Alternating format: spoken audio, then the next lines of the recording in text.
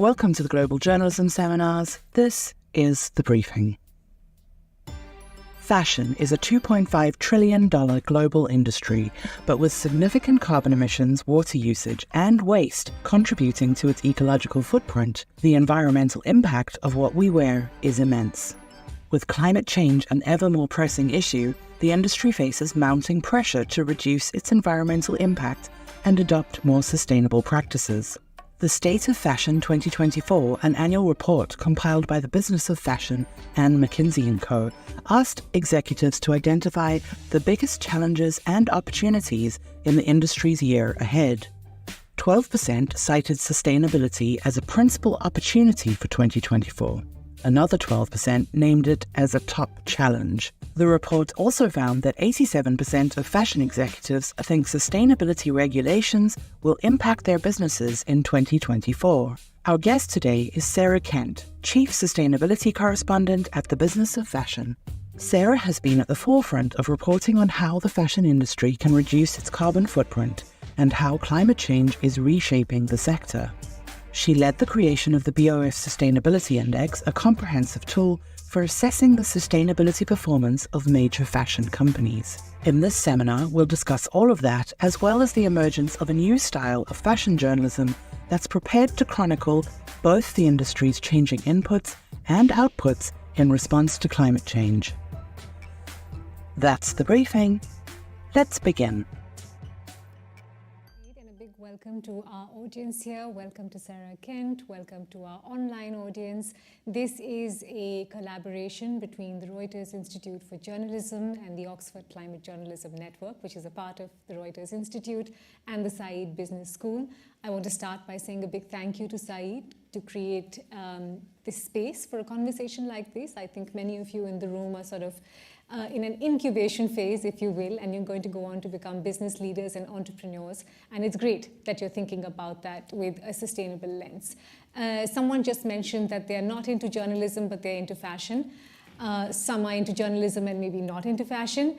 And maybe there are others who are into climate and not into either. So I'm hoping that within those three categories, we've got a Venn diagram going, and there should be enough to cover. Sarah, welcome. You're sort of a girl of the hood. You know Oxford well, but you're on this side of the conversation today, so it's great to have you. I think it would be very interesting for everyone to know a little bit more about what you and your organization do, because it's quite different, and how you approach fashion and fashion reporting. Right, so I work for a publication called The Business of Fashion, which is a trade publication focused on, well, it really does what it says on the tin. It's focused on covering everything to do with the business of fashion. And within that, I cover sustainability, which can cover the gamut of issues from climate, environmental impact, to labor, social impact, corporate governance issues. So it's a very broad topic. But we're a relatively new publication. We started in the last 15 years. Okay. And we're one of only quite a small number of places where I think you can go and get real business coverage of the fashion industry. There's a huge amount written about fashion in many, many different places. But a lot of it is really focused on the glitz, on the glamour, on the consumer side of things, which is great. But this is a multi-trillion-dollar industry that spans from, the stuff that's grown, raw materials, through manufacturing and processing, through the way we live, the way we shop, the way we buy. So there's a huge impact on business across the supply chain and people, and it deserves to be covered that way. And so that's what we do. Yeah. And just for context, as you mentioned, it's trillions of dollars, and there is a pretty clear climate impact here. Some of the data shared with the European Parliament points to, 10% in terms of global emissions? Is it there? Is it higher? It's probably lower. It's probably between the estimates range from 2 to 8%. 10 is at the higher range. Okay. Part of the problem is that the data is really rubbish. But it's substantial, and it's not that's the emissions impact. But the EU has been trying really hard to regulate the fashion industry more, and one of the reasons why is that in their analysis of climate impact writ large, it counts as one of the top 4 worst industries within the European Union. So it's very significant. Yeah. And you made an interesting foray into this particular space of journalism because you were coming in from reporting on oil and gas that might have slightly larger numbers. How did that happen? Yeah, it was a bit of a transition. I was an oil reporter for about 10 years with the Wall Street Journal, which was so interesting. I covered markets, I covered OPEC, I covered sort of big oil companies, so kind of did the whole spectrum of different ways you could cover the oil sector and learned a huge amount. But I moved to cover fashion about 2019, and at the time I was based in Europe, and the ESG conversation was really heating up with investors in Europe at that time, and Shell and BP in particular were coming under a lot of pressure to start talking about how they were going to tackle their emissions, what plans they were going to put in place for climate transitions. And I found this really interesting and wanted to write more about it. But from a US perspective, the narrative was very different. Trump was in power. The country just pulled out of Paris. Exxon and Chevron did not care at all. And so it was quite difficult to kind of pitch these stories that were coming from quite a European cultural standpoint to editors in New York, and I was finding that quite frustrating. And at the time, my first ever boss had moved to run the New York office of the Business of Fashion, and he sort of said, look, this is a big issue for our industry too. Come and write about it for us. And so I did. And I'm glad you did, because you went on to do really special things there. Let's just analyze for a bit, though, the point that you made earlier. The data is rubbish. What about, on a scale of 0 to 10, the quality or the amount of journalism that's actually looking at fashion as an industry or a business with a climate lens versus covering this from a lifestyle approach and the glossy HDSI from FT and all the other weekend treats? So there are really fantastic reporters out there who are covering this very closely. So the stories are there, but you have to dig a bit to find them. And far more often, you get a much glossier picture, even in the business publications. And maybe for every one sort of clear-eyed, sharp, analytical piece about this industry that you would find, you'll find 15 to 20 much frothier stories, even when they are addressing this topic. And if you search for fashion and sustainability, the likelihood is you'll find a sort of 5 top brands to buy if you want to shop sustainably before you'll find a more analytical piece about impact and business. Yeah. What do you say it would take to change that? Some of the feedback we get when we speak to journalists covering climate is that the problem is often at the top. There's not enough interest at editorial level to engage with more climate coverage, or at least to deepen climate understanding. When it comes to fashion, is it a problem in the newsroom, or is it a problem with the industry? I think that's quite a complex one to unpack, because there is a lot more coverage across all fashion-focused publications of sustainability, even through a consumer lens. And I think you've seen quite a few consumer-facing publications try to engage much more with this, largely because it's something that consumers are more engaged with. It's much more part of the cultural conversation, and you see people wanting to understand more about the way they shop and its impact. The problem is, how do you make that, how do you write these stories for a consumer who doesn't necessarily want to open up their glossy magazine to where they want to figure out what they want to wear today and read an essay on Scope 3 emissions. Yeah. And I think that's a real challenge to make this engaging and make people want to read about that. And I know I hear that from people who work in other newsrooms too. How do you make people click on the climate stories? It's really challenging. Yeah. Is that a problem that's more acute when it comes to talking about fast fashion? When I was sort of going into what we could discuss, I came across a really interesting description of fast fashion, which says essentially fast fashion helps sate deeply held desires amongst young consumers in the industrialized world for luxury fashion, even as it embodies unsustainability. There's a sort of a clear thread of shame that's being attached here, and I wonder if that works when you're trying to report on this. To look at the idea that it's a fast, cheap fashion that is the problem, and that the consumer is doing something wrong.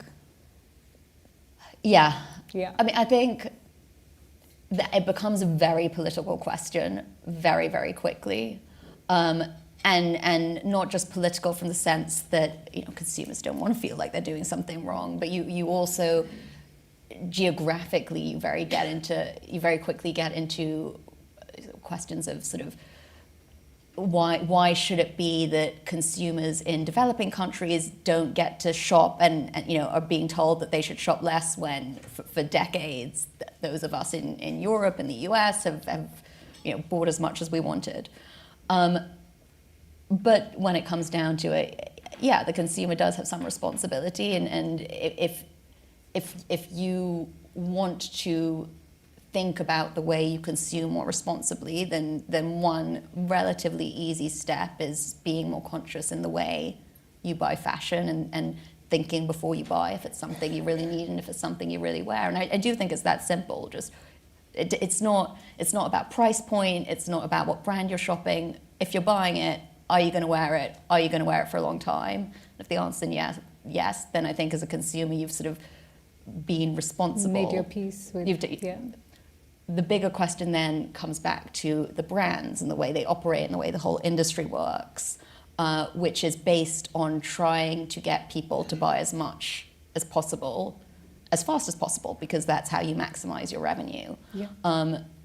And maybe this is the tension that you were getting at. If you've got an industry putting sort of billions of dollars into persuading consumers to shop more, can they really be blamed for falling foul of that? And I think that's a very fair discussion. Yeah, and I think, I mean, I'm sure people are sort of aware of it and have read enough about it, but that's the very nature of fast fashion, right? You're not working with 2 seasons, you're working with much, much shorter cycles, much more sort of output, just throwing it at the consumer.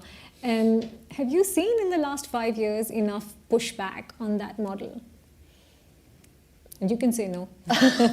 Well, I think it's interesting because, you know, the industry is not monolithic. So there is much more conversation now and even acknowledgement of the concept of degrowth, which I think in a lot of industries would be quite radical. But you can go into fashion forums and people will quite happily talk about the elephant in the room being that the industry needs to figure out a way to sort of keep making money without making more stuff. So that's one conversation happening. On the other hand, the most successful company in the industry at the moment is Shein, which has essentially taken this sort of fast fashion model to a new level and executed it faster, better, and more efficiently than anyone was doing it before. And that is extremely beguiling to a lot of investors and to a lot of people who are looking at the industry and seeing a new way to make more money. Yeah, I want to unpack that one, but I want to do a very quick dipstick survey from the audience. How many people in the room have heard of Shein as a brand? Raise your hands. Very good. Only some stragglers. Let's unpack that one because, as you said, it's going IPO. When we were chatting earlier, that's hugely exciting for the size of this. Yes. But as a journalist, what are the kind of stories that I could explore when I wanted to report on Shein? I mean, Shein is such a rich vein to unpack because there's so many different things to look at. Firstly, purely as a business, this is a company that's come in and disrupted quite a sleepy industry. You know, the fashion sector was pretty slow to digitize. The luxury industry pretty much only got online because of the pandemic. Otherwise, you probably wouldn't find it that easy to shop online for luxury fashion. It has really lagged on the tech revolution, and Shein has come in with a very sophisticated digitized supply chain and shown the industry that it could operate so much more.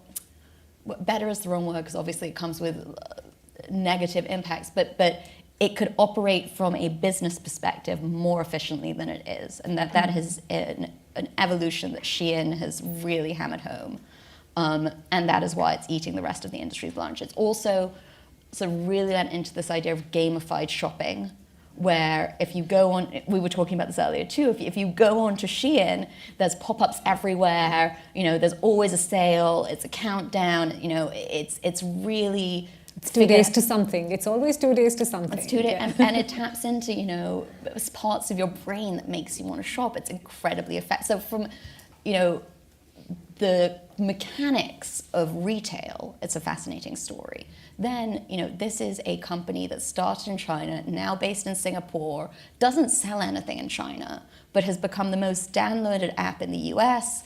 It, you know, is eating the lunch of sort of the biggest mass fashion companies in Europe and America, and is this completely, has done this very, very quickly. So that is also fascinating. And it's private.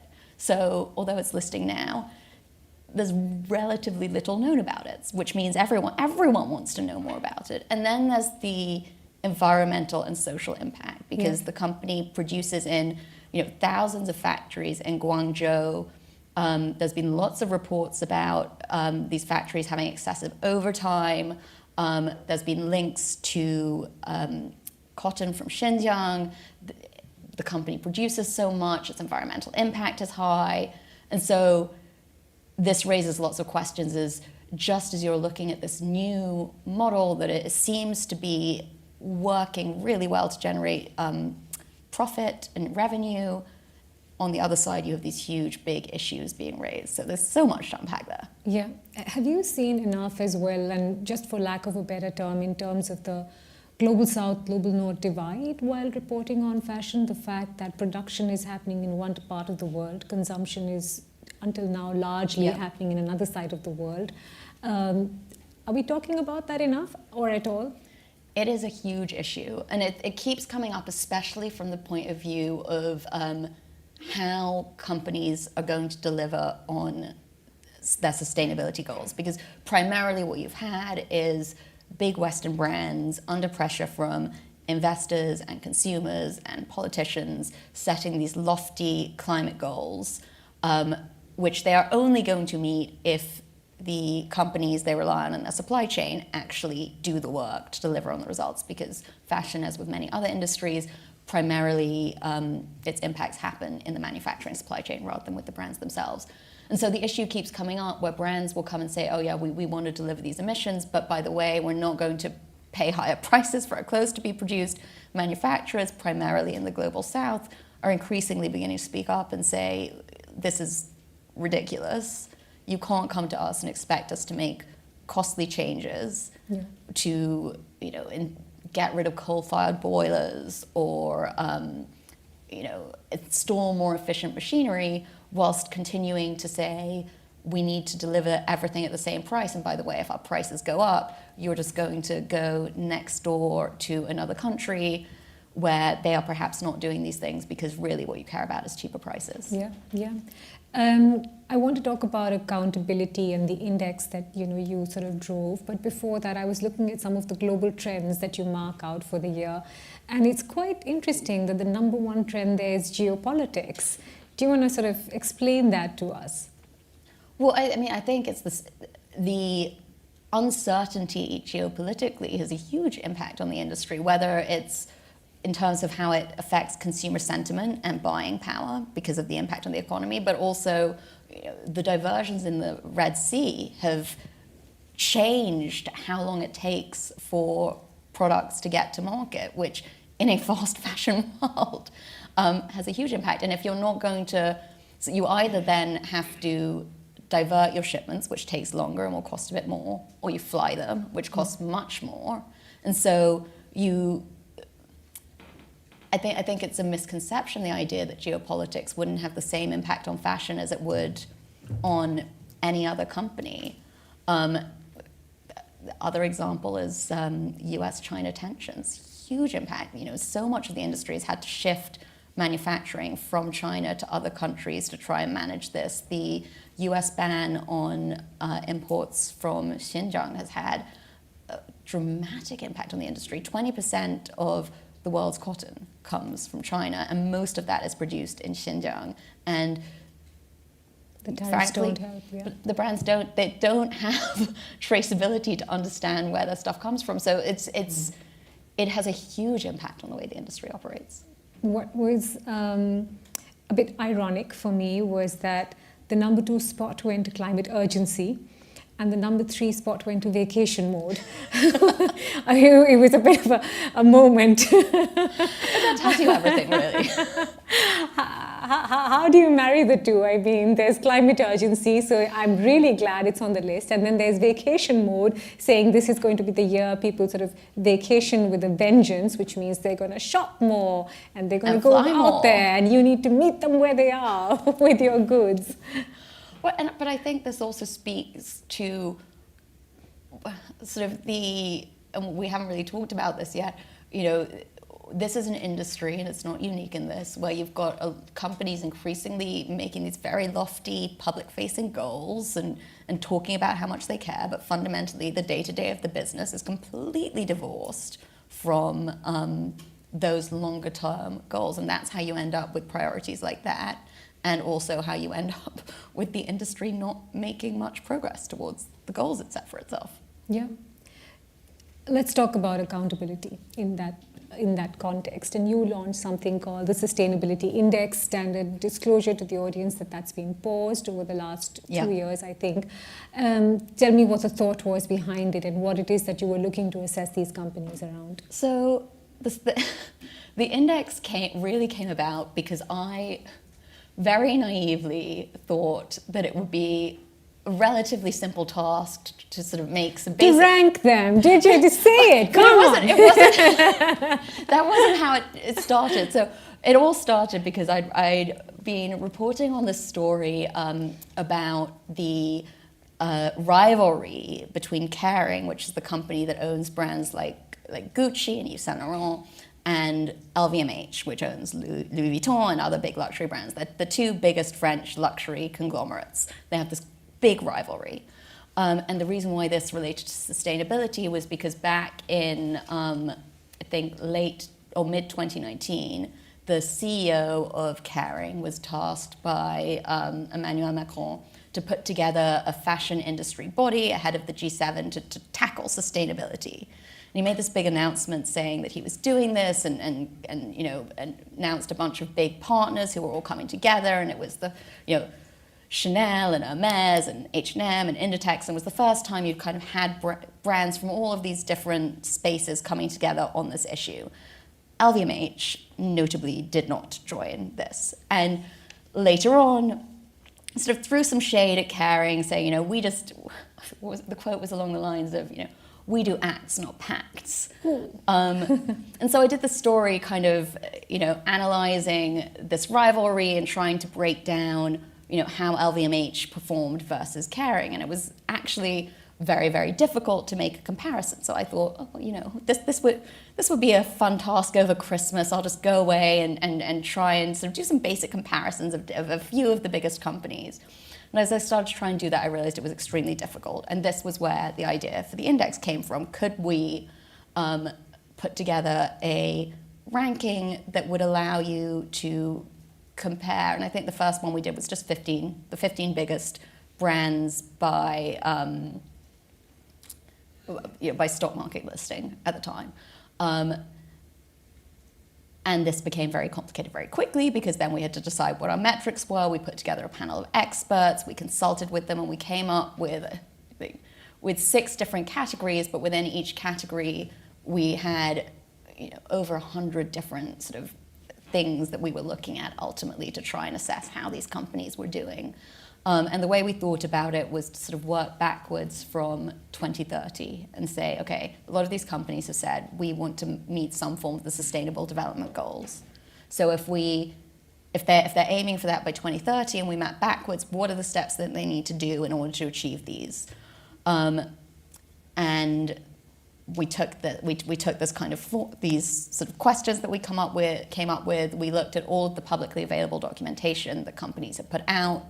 And we used that to sort of decide whether or not they qualified for each sort of little question. They got a point if they did. Each company got sent their individual rankings to tell us if we'd missed something, and if they could show us a publicly available source where we were wrong, then we changed it, and this was how we put together the ranking. Yeah. It was extremely. I learned a lot. It was very interesting. It was not particularly easy to make comparisons. and it took a really long time. But what we came up with was, and at the time this was quite rare, but more entities are doing this now, was just a clear ranking of those first 15 companies saying this is how we think they're doing. Yeah. And, you know, got people talking, which was great. Yeah. You know, you've got the newsroom, and then you have the industry, and then you have this massive mountain called advertising. Yes. Do you get the sense that luxury fashion often gets a free pass where fast fashion doesn't? Because when you're flipping through the magazine, you're not looking at Shein. Luxury fashion definitely gets an easier ride than fast fashion. I could not publish a story saying it was because of advertising spend. I don't have the evidence to show that. And I think it probably is more complex than that. I think that, you know, beyond advertising spend, the luxury industry has a very, very sophisticated way of talking about itself and tamping down on what otherwise might be critical voices. And part of that is that they just don't really engage with criticism of themselves. And they keep this very strong narrative, which is that, well, because we are expensive, this could not possibly be our issue. You know, this is a mass market. This is about volume. This is about low-cost production in places where we don't produce. Yeah. And there are elements of that there are elements that are true to that, which is, you know, generally speaking, luxury brands do not produce as much stuff, and they do have more production in countries with stronger labor laws. However, they also spend the most money on advertising that is designed to get us all to shop more. They also, many of them now, are fundamentally fast fashion themselves. You know, there used to be 4 seasons. Now you've got 4 core seasons, plus a pre-season, plus a cruise season, plus random drops. They are capitalizing on this model too. Just because you produce in Italy does not mean that you produce ethically. Armani got into a lot of trouble earlier this year because its production arm was found to be using a manufacturer who was subcontracting to companies in Italy that were essentially using, you know, migrant workers on, you know, €2 to €3 an hour in terrible conditions. So luxury is not immune to these issues. It's just much better at painting a picture that looks nicer. Yeah, I think I read a really interesting term to describe it, which is how do we de-fetishize the consumption and the sort of narrative around fashion. I feel like I won't get an exit through the door if I don't use the words AI in a conversation. But is that sort of a space that looks more positive in this AI and fashion story versus AI and many other things? It depends how you look at it. Okay. There are certainly areas where people are excited about AI in fashion. You know, that it can be used as a tool to amplify creativity, and there's definitely areas, again, because the industry is really not digitized at all, where you could sort of use, you know, data gathering, for instance, around climate impact or even just inventory management. AI could be extremely useful, but as with every other industry, there are the same concerns about, you know, job loss, you know, what happens when machines take over, and what it means for a creative industry if suddenly you want to rely on a computer to design your clothes instead of a person, or for models if you're just using AI-generated imagery instead of a real person to model your clothes. Yeah, fair point. We're going to open up for questions. I have some online. With the room, just raise your hands. We'll try and get a mic to you. Before that, before we start getting the questions in, I want to draw in some expert opinion from our expert opinions. 2 of them are seated right here, Diego Arguedas-Ortiz and Catherine Dunn, both of whom are part of the Oxford Climate Journalism Network. They run that space. Many journalists who are part of that network know these 2 as very familiar faces. Shall we start with Kat, since let the lady go first, and then we'll go to Diego?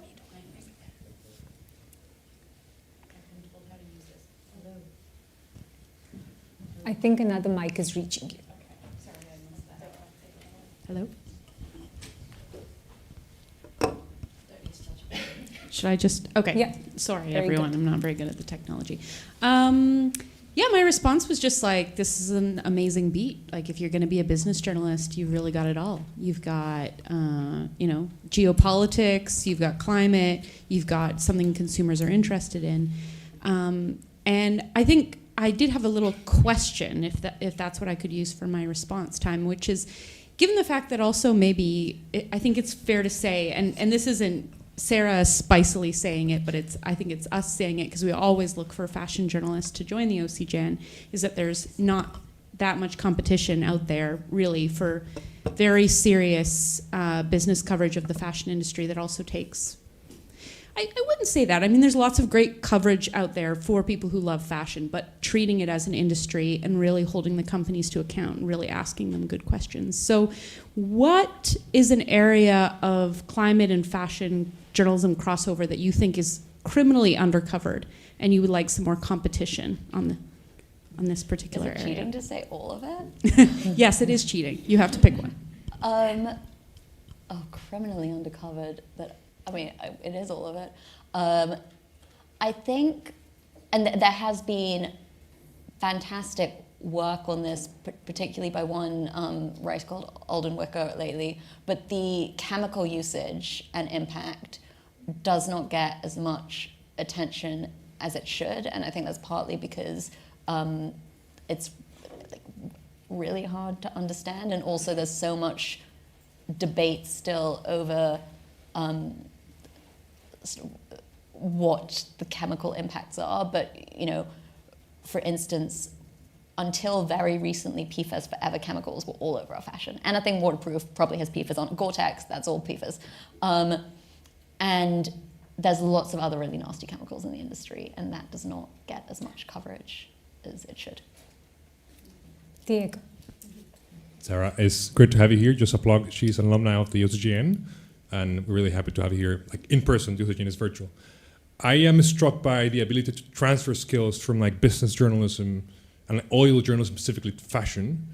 And I love that about climate journalism, how you can just take one part of where you're covering, like one beat, and say, okay, tomorrow I'll just take my skills and see the climate angle somewhere else. And this applies also the other way around, like Steph Spiro, who's used to be environmental editor at the Daily Mirror, I want to say. She's now the political correspondent over there. So it's like the other way around, went from like climate to politics. So I really love this idea of like, how do you move around beats? And I also had a question, which I think we haven't covered much, the impacts on the industry itself. And I know you've covered this, and you must know more about that than I do, and I want to hear on you. But seeing like what happened in South Asia and East Asia with heat recently, droughts, affects supply chain, like how are we thinking about impacts on the industry itself and how they are adapting to the changing climate, or not? They are not adapting. Just the water consumption, right? Just water consumption is huge, but I think it's really interesting because fashion is an incredibly short-term industry, and this is one of the big differences from oil, where you start a project that's going to be 5-10 year project. Fashion, it's a season, and the seasons are getting shorter, and so it's quite hard when you're planning for such short seasons to then think about long-term impacts and long-term planning, and so the climate impact is kind of going under the radar, but it's here and it's getting worse. I just did a story about the heat waves in Southeast Asia, and the impact on labor is huge. It's really hot in the factories. You're getting a lot worse heat stress, but also when it gets to sort of 45, 50 degrees, machines stop working. And you can't control the quality of fabric when you're trying to dye it. And productivity comes down. So this is not just a labor issue, this is a real economic issue, and it's just that you're getting these short, sharp shocks at the moment, which allows it kind of to fall under the radar. But as you get longer lasting, higher heat levels, that is going to become more acute.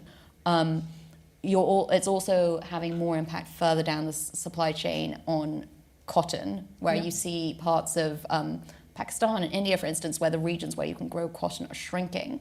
But because that's a commodity and it's so fungible, again, it's not showing up in the industry in the way you might expect it to be. It's the same issue why, manufacturers are so anxious about making adaptations or mitigation steps that would cost more money, because the industry is just going to go somewhere else where they can get it for the same price or cheaper. And that's what's happening at the moment. Yeah, that's a great point.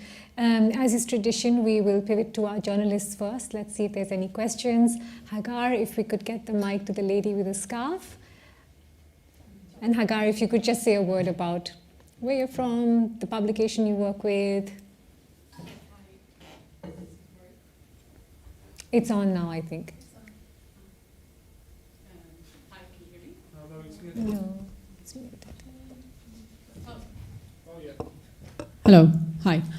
My name is Hagar. I'm part of the journalism fellowship here at Oxford, and I'm a reporter for Israeli newspaper Haaretz. I wanted to ask if there is any specific piece of legislation that fashion companies or their lobbyists are particularly concerned about. Yes, lots of it. This is an industry that has been extremely underregulated because, it's fashion. Why would anyone pay attention to it? And that has changed over the last few years. So there's, first of all, the sort of basic climate regulation that the EU is bringing in, or is leading the way on, in terms of requiring more due diligence and disclosure of reporting that will hit the biggest fashion companies, as they're having to deal with that now. More other elements are requiring the industry to figure out supply chains much more. So, for instance, the EU Deforestation Act is going to hit leather and palm oil, which is more beauty, which is kind of adjacent. But companies are suddenly having to figure out where things come from in a way they really haven't before. The French have put in place pretty strict labeling laws for products now, which has got the industry a bit hot and bothered. But the biggest one that is in place already that has affected the industry is the US ban on goods from Xinjiang. Because the US is such a big market, they've impounded billions of dollars of products. And if your cargo gets seized, at best, that's a huge delay before it gets to the shop floor, and everything's moving so fast that delay probably means you can't sell at full price anymore. At worst, it gets tied up for ages. And then proving that your products don't have any links to Xinjiang is really hard. Could we get a mic to the gentleman, and then I'll come to you, Laura. Here and then there. Thank you. Hello. I think it's working. Thank you. My name is Osama. Yeah, it's a bit odd, right, Osama? We're literally sitting one arm away from each other. Okay. Just say it loudly. I think I can shout. It's okay. And my name is Osama. I'm from... Yeah, 1 second. Wait. Yeah. Okay, thank you. My name is Osama. I'm from Iraqi Kurdish. I'm working for the Kurdish news organization, Ruda Media Network. I think my question is about the bias. And the bias is, I think the world is not ready to see success from China. So you take TikTok, successful, let's ban it. 5G, let's ban it. Shein and Temu. And like almost every time there is a success coming from China, you would see this negative stories and this negative coverage of okay, what about the labor? What about the production, supply chain, and all these kind of questions. So I'm interested to see if you could tell if there is a bias from the newsroom, this Western-based newsrooms, and then when it comes to products, you're more likely to perhaps have a negative coverage. The question you asked about Shein, have you heard it? It's because of two reasons. One is lower prices, and second is from my point of view, it is negative coverage of and of course, there was this coverage, this story from the BBC about Temu, and then they asked the consumers. Consumers said because of the rise of the cost of living, actually they are not interested in all these kind of questions about the labor force and everything. It's just like, it's so much cheaper to have like something for Christmas. So yeah, thank you. Shall we do this? Shall we bunch a couple of questions and then take it? Laura had a question. The lady in green. Sorry, the lady behind you. Thank you. My name's Laura. I'm from the Australian Broadcasting Corporation in Sydney. My question was about waste, and I guess from your reporting, what do you think is the biggest thing that either the industry can do or be regulated on, or whether that's more from the recyclers' end? Certainly in Australia, a lot of our textile waste, which is basically clothes, it has been exported to Asia and Africa and just becomes these like wastelands of textiles that can't be reused. Do you see the responsibility for that staying with the manufacturers in the first place? And what's the biggest barrier, I guess, to having more of a circular economy for fashion? Thank you. Do you want to take those two first? Or Sure. Yeah, go. Great question on bias. I think there is a bias against the coverage of Shein does paint it as a villain very often in a way that isn't very nuanced. I don't think that's just about the politics. I also think it is, you've got a company that is very cheap and very fast, and it's a very easy narrative to make it a poster child for everything that's bad about the industry. Separately, because of the primarily tensions between the US and China, Shein has become part of that political bun fight, and that has also then shaped coverage. But I think in that context, it is legitimate to write about Shein in the context of those political tensions. And the questions around the company and its impact are also valid. So I think there's some complexity there. I think the company has been covered in too simplistic a way. So I think you're right, but also it's probably more nuanced than it is, than just saying simple bias. And then on waste, it's a big problem for the industry. Generally speaking, where it seems to be moving is that regulators are taking the view that this is the responsibility of the brands. And so you're seeing a lot of countries or even states look to bring in legislation that would extended producer responsibility rules, which would mean the brands have to pay some form of tax that is intended to help clean up the waste. Few problems, the primary one being that there isn't really any way to recycle old textiles at the moment. So you're sort of asking the industry to deal with something it doesn't have a solution for yet. The export of old clothes around the world is also quite complicated because it is essentially exporting our waste problem to other countries, but it's also quite a thriving trade. And so that there are whole economies that revolve around it, and different, you talk to different people of different perspectives on whether or not it's good or bad depending on where they sit within those. Probably the biggest, what happens to clothes once they've been worn and used is one aspect of it. The other aspect of this that the industry likes to talk about even less is how much stuff it produces and never sells to begin with.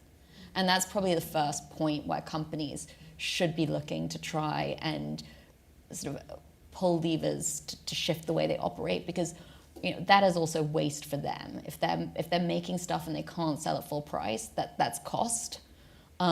And if they can't sell it at all, that's even more cost. So that, there's a clear business case to be made for operating more efficiently, which is also where Shein is very interesting, because its model works where it makes small amounts of clothes, sees how they sell, and if they're selling well, makes more, which reduces the amount of excess inventory it ends up with a lot. There's a really interesting related question online, and I want to take that and pose it to you. The writer says, "Hi Sarah, I report on the intersection of sports and climate. I'm struck by the waste every season in kit manufacturing. Can you touch on the prospect of recycling and upcycling as a solution?" Here's sport, and then there's... Merch is a really interesting point. It should be possible. It should be, not necessarily fully circular, but they're especially, most kits will be made of some kind of polyester. Yeah. There are new technologies that are sort of beginning to come to scale that means that those should be recyclable. It will probably be more expensive and a bit more effort than what teams are doing at the moment, and I'm sure it's not a central focus for most of them. But I think it is really interesting, and I'd be curious to know if it's something fans care about. The lady up front. It was mentioned that you wrote on oil and gas industry reporting there, and then transitioning into fashion. The inner workings of an arts or design-based organization versus the other industry. What were your core sort of strikingly different categories that you observed in the inner workings of these companies? That is a great question. So oil and gas, obviously an industry of engineers, and they're very data-driven. And when they are very used to having very technical knowledge. And so typically, I think they were more prepared to sort of understand the sort of different challenges that they were working with when looking at sustainability.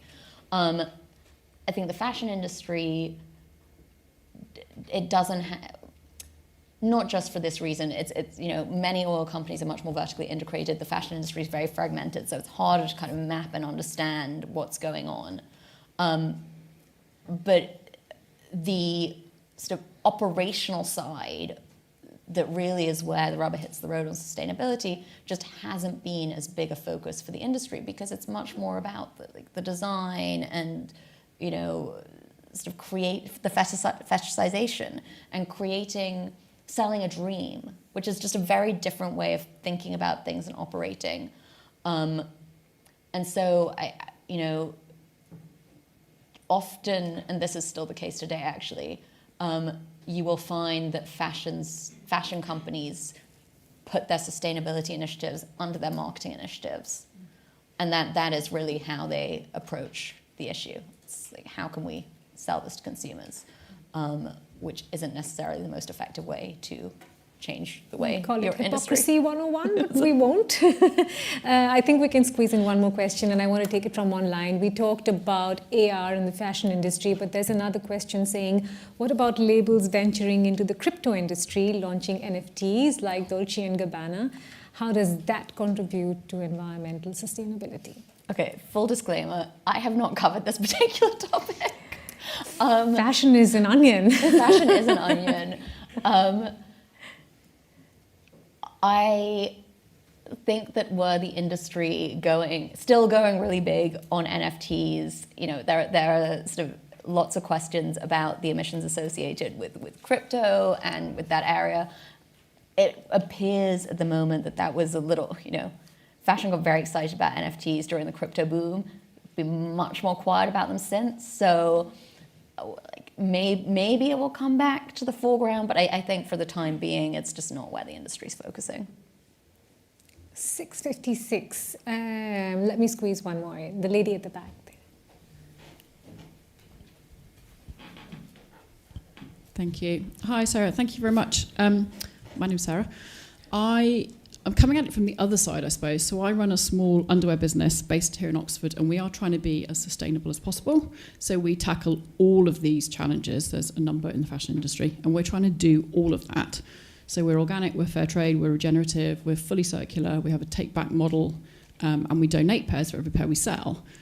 We're trying to grow and get awareness, and it's a bit of a question from you from the fashion side, and the business side. Do we get a challenge saying you're doing it, you're a B Corp, you're the highest scoring B Corp, but you're not a big enough brand to cover because we don't have that story behind it. And then we get the challenge on the business side saying you're not big enough, so we've got a degrowth model. And then they push back and say, you're not big enough. Where's your 10x growth Yeah. strategy and your exit strategy? You're not big enough to cover on the business side to be a story either. How do you tackle that when you've got, when you're going up against this and say you can do it as a small business and as a fashion business if you give a shit, if you care. And how do you get that coverage to kind of say that there's beep that one out, sorry. Just your advice, I suppose, from the fashion and the business piece of it. How do you tackle it? That is a really interesting question, and a really difficult one. I don't know that I have a very satisfactory answer for you. I think you just have to keep pitching and keep trying. And I don't necessarily even know from a brand perspective that sort of I don't know how many consumers are going to that's how they're shopping.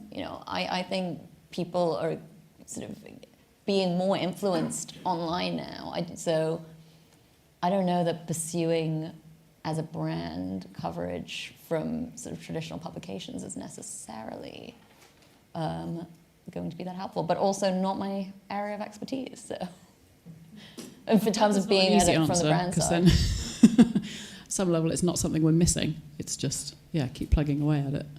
Yeah. I know we've got just a couple of minutes, but I want to corner them for myself.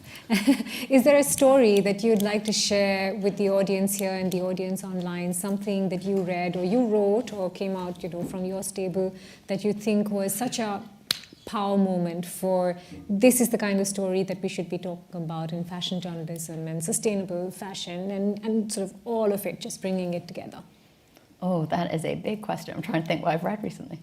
Because I don't want to give it. I think there is lots of really, really good journalism on this topic that is happening. You just have to dig for it. I'm trying to think of the one that I read most recently. Or something that you watched. I mean, it could be either. There are some really good documentaries. If you want to understand Shein, for instance, the BBC has done some really excellent documentaries. They also did one recently. It was pretty bleak on child labour in jasmine picking fields that are ending up in perfumes. So you find these, it's things that you really just would never think about, but actually, it's everywhere. There's issues everywhere, and it's so interesting and rich and depressing. But some of those documentaries are fantastic. I would highly recommend. Yeah, thank you. Sarah, it's been such a pleasure speaking with you. And can I say, I'm so glad that this conversation happened at the Said Business School. I don't think we'd get such an interesting mix from sort of entrepreneurs themselves and journalists and people interested in climate. A very warm round of applause, please, for our guest this evening. Thanks again. For those in the room, we can gather outside, and I'm sure you have more questions to Sarah, which you can pose to her. Thank you for joining in today.